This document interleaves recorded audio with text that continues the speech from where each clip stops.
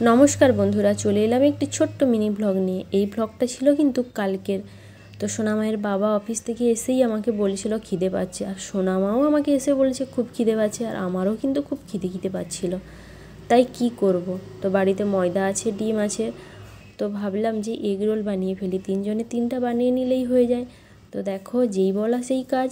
তো সোনামায়ের বাবাকে বলতে কিন্তু শসা পেঁয়াজগুলো কেটে দিয়েছিল।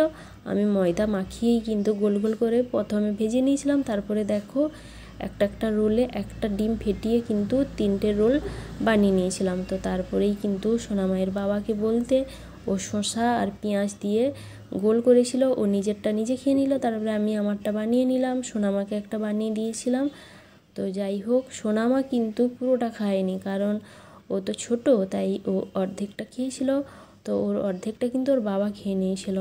তো যাই হোক, আমি ভেবেছিলাম সোনামা হয়তো পুরোটা খেয়ে নেবে, ও পুরোটা খায়নি। সোনামা কেমন লাগলো খেতে? ভালো। ভালো? হাত দিয়ে দেখাও কত ভালো, দারুণ। তো বন্ধুরা, তোমাদের যখন ইচ্ছে হয় তোমরা কি টিফিন বানিয়ে খাও আমাকে একটু কমেন্ট বক্সে জানিও, তো আমিও বানিয়ে খাবো।